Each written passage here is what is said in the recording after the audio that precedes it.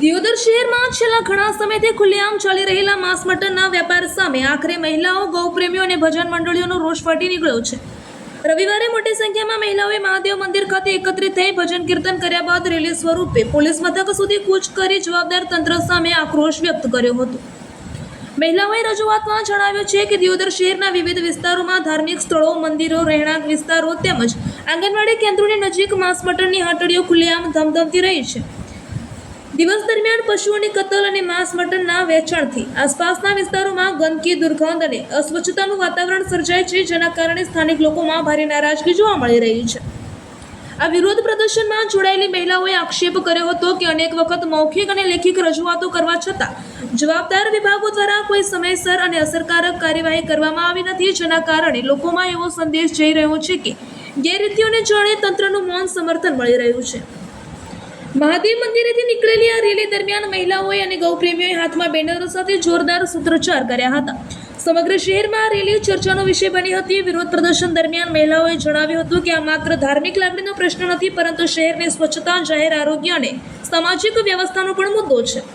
રોષે ભરાયેલી મહિલાઓએ પોલીસ સમક્ષ સ્પષ્ટ શબ્દોમાં જણાવ્યું હતું કે જો તંત્ર દ્વારા તાત્કાલિક ધોરણે ગેરકાયદેસર રીતે ચાલતી આ હાટડીઓ સામે કાર્યવાહી કરવામાં નહીં આવે તો આગામી દિવસોમાં વધુ ઉગ્ર આંદોલન કરવામાં આવશે। મહિલાઓએ ચેતવણી આપતા જણાવ્યું હતું કે અમે અમારી લાગણીઓ અને શહેરના હિત માટે રસ્તા પર ઉતર્યા છીએ। જો તંત્ર હજુ પણ નિષ્ક્રિય રહેશે તો જનતા જાતે જ આ મુદ્દે આગળ વધવા મજબૂર બનશે। પ્રદર્શન દરમિયાન અનેક ગૌપ્રેમીઓએ પણ તંત્રની કામગીરી સામે સવાલો ઉઠાવ્યા હતા। તેમનું કહેવું છે કે જો નિયમોનું પાલન થઈ રહ્યું હોય તો ખુલ્લેઆમ વિરોધ કરવાની જરૂર જ ન પડે, પરંતુ લાંબા સમયથી ચાલી રહેલી આ સ્થિતિને કારણે હવે લોકોની ધીરજનો બાંધ તૂટી ગયો છે। દિયોદરમાં મહિલાઓના ઉગ્ર વિરોધ બાદ હવે સૌની નજર જવાબદાર તંત્ર પર મંડાઈ છે। લોકોમાં ચર્ચા ચાલી રહી છે કે જો તંત્ર દ્વારા રજૂઆતોને ગંભીરતાથી લઈ કડક કાર્યવાહી કરાશે કે પછી ફરી એક વખત રજૂઆતો ફાઇલોમાં દટાઈ જશે। જો સમયસર પગલાં નહીં ભરાય તો આ વિરોધ આગામી દિવસોમાં વધુ ઉગ્ર સ્વરૂપ ધારણ કરે તેવી શક્યતાઓ પણ વ્યક્ત કરવામાં આવી રહી છે। આજે પોલીસ મથકે રજૂઆત કરવાયા છે। અમારી એ રજૂઆત છે કે દિયોદરની અંદર જે આ માંસ મટન ખુલ્લેઆમ વેચાઈ રહ્યું છે એ બંધ થવું જોઈએ અને અમારી બધી બહેનો જે ભાવ ભજન કરી રહી છે 45 ડિગ્રીની અંદર પીપળા નીચે બેસી અને 70 બહેનો જે ભાવ ભજન કરે છે એ બહેનો આજે અમારે ભજન બંધ રાખીને પણ પોલીસ સ્ટેશન સુધી પહોંચવું પડ્યું છે। એટલે અમારી સાહેબશ્રીને એટલી જ વિનંતી છે કે દિયોદરની અંદર આ જીવ હત્યા થાય છે તે બંધ તાત્કાલિક થવી જોઈએ। જય ગૌ માતા, જય ગોપાલા।